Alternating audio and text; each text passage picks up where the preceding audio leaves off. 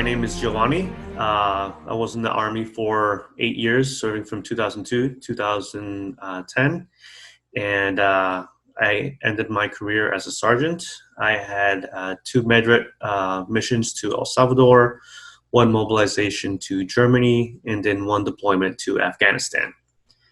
What I'll be reading to you today is a blog entry on my photography website. And the title of this blog entry is The Anger We Share. I wrote about this because I have dealt with anger myself, and with recent news events in regards to the unrest that we have in this country and the demand for change. I felt that I can kind of understand the anger, although there are many other aspects to what's going on with individuals who have had to deal with so much anger. I may not know everything, but the language is the same. So that's what prompted me to write this blog. And this is how it goes. Returning home from war, I never would have imagined that I would have a difficult time reintegrating back into society. I also did not realize that I was not alone in this struggle. Odd thing to think, isn't it? To think there were so many soldiers, Marines, sailors, airmen, and even Coast Guardsmen who also experienced the same, if not a very simple grapple with post-war life. I would still feel alone in this. After years of stumbles and falls, I got help. I went to the VA and I started to really open about my feelings and emotions. I shared my experiences and I tried to listen to others who had gone down the same tortured path as I. With time and a very loving wife, I started to heal. I began to find my way again. I was happier, and my rage slowly began to dull. I could finally sleep in peace without being jolted awake, drenched in sweat as I cried and shook because I was reliving my time in war. It has not been an easy journey, but I like to think it has been a successful process. This is why I wrote One Angry Veteran, and my dream is that one angry veteran finds its way into the hands of everyone who's experienced trauma and pain. Originally, I had written One Angry Veteran for other veterans like myself, suffering from the traumas of war, in hopes that reading about my transition and the tools, practices I used to help myself could help veterans with similar challenges. However, I was wrong in my assumptions. I thought the only veterans would be drawn to my book, but I have learned that throughout my experiences in writing, One Angry Veteran is that pain is pain and trauma is trauma. No one pain or trauma is greater than the other. That pain and trauma is particular to the individual who has lived it. Whether that trauma was sustained on the battlefield, in a car crash, or in the bedroom, people who've been pained understand what emotions it brings to the surface. We speak the same language.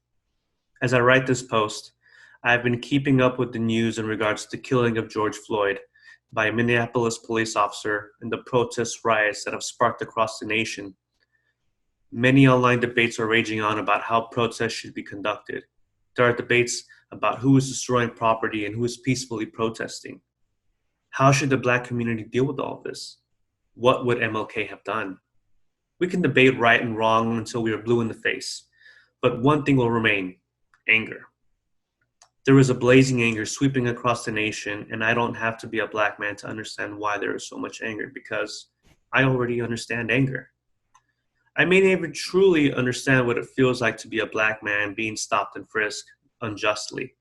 However, I do know what it feels like to be a brown 14-year-old boy with 4 police officers pointing guns at me, telling me and 3 other brown teenage boys to get down on our knees and raise our hands to the sky. Blinded by police lights, confused, scared, and understanding the real danger we could be in, the police officers began to search us. I felt the officer fish around the inside of my pants as he patted and cupped my genitals, then proceeded to slide his hand between my bottom because he was searching for weapons. As this went on, the officers questioned us about where we had been and what we were doing. We explained we just came out of the dollar theater. The officers asked what movie we saw. If it was any good. After the search was conducted, the officers told us that we fit the description of 4 gangbangers. People who knew me at that age knew I dressed like a typical 90s skater, spiked hair and puka shells. We were released and the police officers walked away to their patrol cars, laughing. Our parents were never called. We were alone, and for the first time in my life, I was afraid of the police. This is my small glimpse of what it might feel like to be a Black man in this country.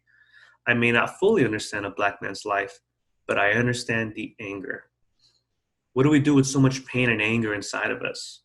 Do we kneel and protest, or do we riot and burn cities down? As I continued to write this blog, I came across an old clip on Facebook from a TV show I really loved as a kid, Family Matters. The episode was entitled Good Cop, Bad Cop. The plot describes how Eddie, Officer Winslow's son, tells his father of the police harassment he received and how it made Eddie feel like an animal. Towards the end of the episode, Officer Winslow confronts the arresting officers and realizes that Eddie was right about the accusation. The last scene we see is where Officer Winslow tells Eddie that he will file a complaint with the police department. Eddie's upset because he believes that a complaint is not enough. The ending exchange between father and son is as follows. Son, try to calm down. Calm down? How do I calm down, Dad? How do I do that when I'm so angry inside? Edward, this has happened to me. I've been there, but there are two ways to deal with anger. You can hold on to it and let it eat your way inside, or you can give it anger. You can give that anger a voice and try to make a difference. When I heard these lines, it felt as if Carl Winslow was speaking to me. I've held on to my anger for far too long, and it has eaten away at my soul. That pain and anger that Eddie felt, I felt it too. It may have been under different circumstances, but I understood the language. This is why I wrote One Angry Veteran. This is my attempt at making a difference. Maybe I can help lots of people with my book, and maybe I can only help one person. Even so, if I can help that one person live a happier and healthier life, that's enough for me. With growing division in our world and in our hearts, I can only really think of one approach to help in these dark times. I think we need to have open and honest discussions with people who look and think differently than us. Then, have an open and honest discussion within ourselves.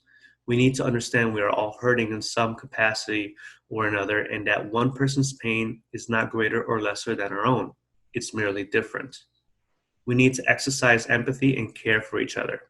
We may not always be able to understand one another, and that's okay. What matters is that we try. My name is Giovanni Berdejo. I am the author of One Angry Veteran, and you can find One Angry Veteran on Amazon. Thank you for your time. I hope you have a great day.